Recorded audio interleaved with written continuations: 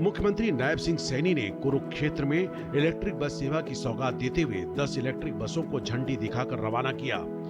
CM के साथ पूर्व राज्य मंत्री सुभाष सुधा ने गीता स्थली ज्योतिसर से लेकर कुरुक्षेत्र विश्वविद्यालय तक इलेक्ट्रिक बस का सफर भी किया। इस मौके पर सीएम सैनी ने घोषणा करते हुए कहा कि नागरिक दीपावली तक इन इलेक्ट्रिक बसों में निःशुल्क सफर कर सकेंगे। पत्रकारों से बातचीत करते हुए सीएम सैनी ने कहा कि ये इलेक्ट्रिक बसें अलग अलग रूट पर चलाई जाएंगी और इस बस सेवा से देश विदेश से आने वाले पर्यटकों को भी फायदा मिलेगा। मैं कुरुक्षेत्र के सभी लोगों को आज बहुत बधाई भी देता हूं कि आज 10 बसें इलेक्ट्रिक बसें हैं। इन्वायरमेंट की दृष्टि से भी, क्योंकि पोल्यूशन नहीं होगा, पोल्यूशन मुक्त बसें हैं। आज कुरुक्षेत्र के लोगों को ये समर्पित की हैं। मैं बहुत बधाई देता हूं और मैंने कहा है अधिकारियों को कि इसको दीपावली तक कोई किराया किसी का नहीं लगेगा। कुरुक्षेत्र में शुरू हुई इलेक्ट्रिक बस सेवा से अंतर्राष्ट्रीय गीता महोत्सव, सूर्य ग्रहण मेला, सोमवती अमावस्या के साथ साथ अन्य मेलों का भी यात्री फायदा उठा सकेंगे। सीएम सैनी ने कहा कि जीरो कार्बन उत्सर्जन सार्वजनिक परिवहन शुरू करने के उद्देश्य से राज्य परिवहन हरियाणा ने सेवा की शुरुआत की है। भारत सरकार के राष्ट्रीय इलेक्ट्रिक मोबिलिटी मिशन 2020 के तहत हरियाणा और उसके आसपास के राज्य में पर्यावरण अनुकूल इलेक्ट्रिक बस सेवा चलाने का निर्णय लिया है।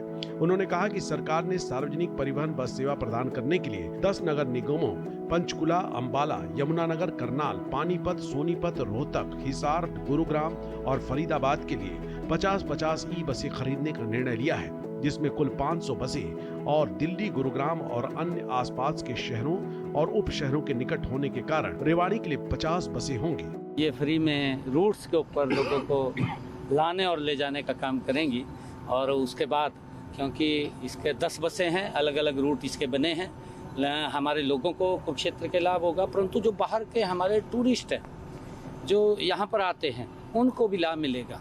हमारा अंतर्राष्ट्रीय गीता जयंती महोत्सव है, चाहे सूर्य ग्रहण मेला है, उस समय के अंदर लाखों की संख्या में लोग यहाँ पर आते हैं और उन सबको बड़ा लाभ इन बसों का मिलेगा।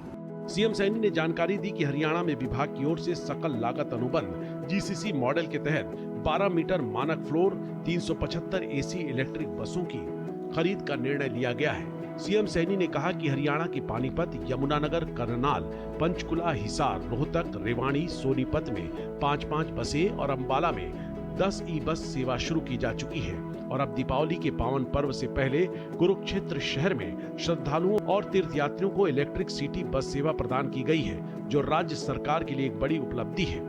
सीएम सैनी ने कहा कि इस सिटी बस सेवा से न केवल कुरुक्षेत्र के नागरिकों को लाभ होगा, बल्कि शून्य प्रदूषण और शून्य ध्वनि प्रदूषण भी होगा। उन्होंने कहा कि 375 बसों के संचालन के लिए सभी 10 शहरों में अलग अलग सिटी बस सेवा डिपो का निर्माण भी किया जा रहा है। इसमें पानीपत इलेक्ट्रिक बस डिपो का निर्माण पूरा हो चुका है और यमुनानगर में शीघ्र पूरा होने वाला है।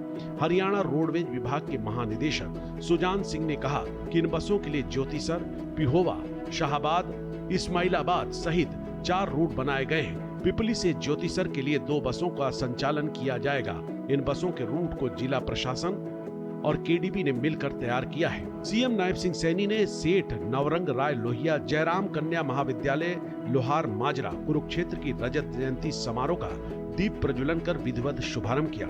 इस दौरान सीएम सैनी और अन्य अतिथियों ने श्री जयराम शिक्षण संस्थान के 25 वर्षों की गतिविधियों पर आधारित स्मारिका का भी विमोचन किया। तो वहीं सीएम नायब सिंह सैनी को जयराम शिक्षण संस्थानों के चेयरमैन परम पूज्य ब्रह्म स्वरूप ब्रह्मचारी महाराज ने स्मृति चिन्ह और शॉल भेंट कर सम्मानित किया। इस अवसर पर सीएम सैनी ने सेठ नवरंग राय लोहिया जयराम कन्या महाविद्यालय संस्थान को 21 लाख रुपए देने की भी घोषणा की। मुझे खुशी है कि हम बेटियों को स्वावलंबी, शिक्षित और सशक्त बनाने के लिए हमारी सरकार निरंतर अनेक कदम उठा रही है। मैं अंत में सभी छात्राओं के उज्जवल भविष्य की मैं कामना करता हूं। सीएम सैनी ने कहा कि आज वे ऐसे सरस्वती मंदिर में आए हैं जो 25 वर्षों से ग्रामीण क्षेत्रों की बेटियों को शिक्षित और स्वावलंबी बनाने का काम कर रहा है। 25 वर्ष केवल एक संख्या नहीं, बल्कि संघर्ष, समर्पण और सफलता का एक लंबा इतिहास है। उन्होंने कहा कि परम पूज्य ब्रह्मलीन देवेंद्र स्वरूप ब्रह्मचारी की ही प्रेरणा से स्वर्गीय मोहन लाल लोहिया ने इस जमीन पर अपने पिता की याद में ये कॉलेज बनवाया था।